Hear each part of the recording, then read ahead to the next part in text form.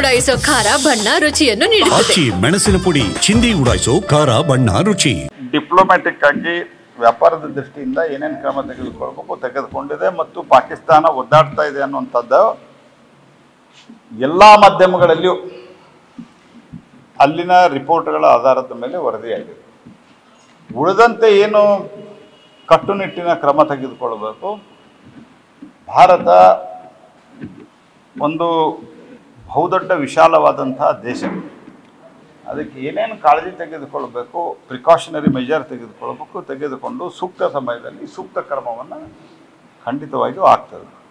ಯಾವುದೇ ಸಂಗತಿಗಳಿಗೆ ಕಾಲಮಿತಿ ಹಾಕಿ ಹೀಗೆ ಮಾಡಬೇಕಂತ ಆಗೋದಿಲ್ಲ. ಯಾಕಂದ್ರೆ ಯಾವುದೇ ನಿರ್ಣಯವನ್ನು ಮಾಡಿ ಅದಕ್ಕೆ ತಕ್ಕಂತೆ ನಾವು ಮುಂದಕ್ಕೆ ಹೋಗ್ಬೇಕಾದ್ರೆ ಅನೇಕ ರೀತಿಯ ಪೂರ್ವ ತಯಾರಿ ಯೋಜನೆಗಳು ಎಲ್ಲವೂ ಬೇಕಾಗ್ತವೆ.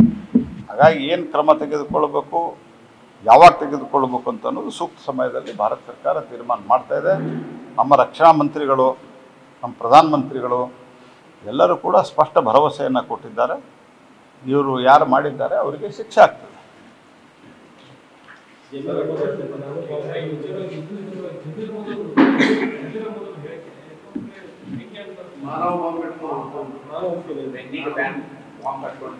ನೋಡ್ರಿ, ನಾ ಮೊನ್ನೆನೂ ಹೇಳಿನಿ, ಅವರು ಈ ಕಮ್ಯುನಲ್ ಇದೇನು ಮಾಡಿದಾರಲ್ಲ ಅದನ್ನೆಲ್ಲ ಬಿಟ್ಟು, ವಕ್ಫು ಇತ್ಯಾದಿ ಬಿಟ್ಟು, ಮತ್ತು ಈ ರೀತಿ ಬಾಲಿಶವಾಗಿ ಮಾತನಾಡೋದು ಬಿಟ್ಟು